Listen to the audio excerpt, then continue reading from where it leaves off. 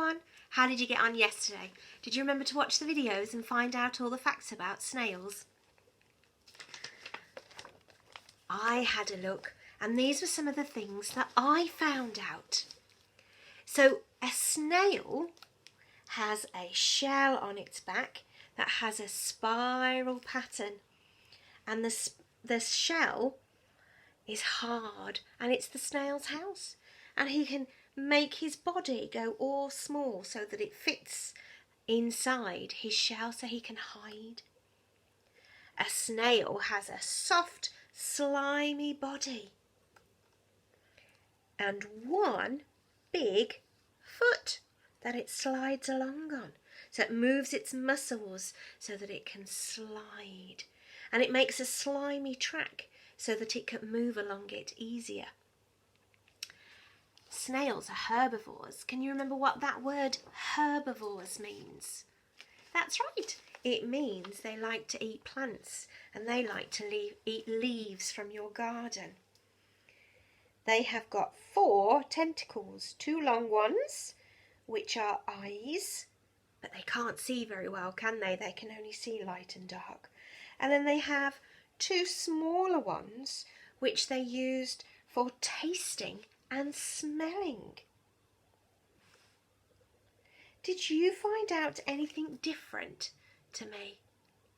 I'm looking forward for you to show me with a picture and evidence me what you found out. So great, keep up the good work everybody, well done. Now, we talked about the pattern on the snail's back, and the snail has a shell and it is a spiral pattern. Now I've got a spiral drawn here, and if you have a look at the plan you will find that there are also some spirals for you to cut out, or mum or dad could maybe cut you a spiral. Now you could decorate it. I would suggest decorating it with felt tip pens first, because if you stick anything on this one you'll find it very difficult to cut out. So I'm going to use my scissors, and I need to remember to put my thumb on the top. I need to keep my elbow in, and I'm going to use my other hand to hold my paper. So I'm going to start here. Very bit difficult for me to show you as I'm cutting, isn't it? And I'm going to very carefully, can you see? Very carefully cut around. Oh, I've got sticky scissors.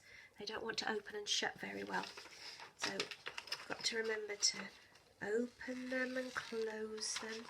And I keep this hand, so my thumb's on the top. I don't move this hand that's got the scissors. It's this hand that's holding the paper I'm using to turn the paper around as I cut along my spiral line. Can you see that? It's a bit tricky to see, isn't it? There we go. And I'm going to keep going.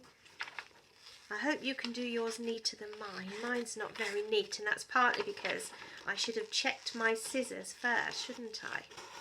I must have been cutting something a bit sticky, and they didn't want to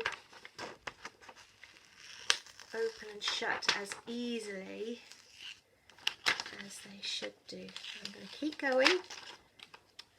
In fact, I've just realised I've got more than I need there. I'm going to cut that bit off because I don't need that bit. That's not part of my spiral. But you can see, look, I'm cutting my spiral. I'm trying to cut very, very carefully along the lines. Can you see?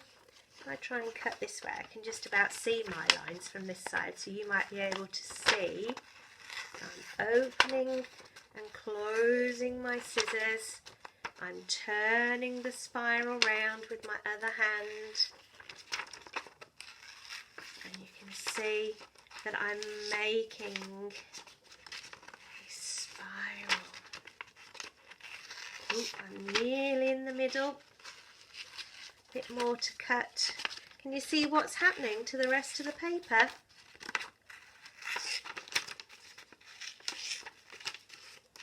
Here we go. So I'm still using this hand to turn my paper. My hand that's got my scissors, my thumb is on the top. Whoops, dropped it. Here we go. Nearly into the very middle and stop. And if I hold, can you see, look? So if I flatten, if I put it down, so it's on my piece of paper, so it's nice and flat. And if I take the middle bit, it makes a spiral shape.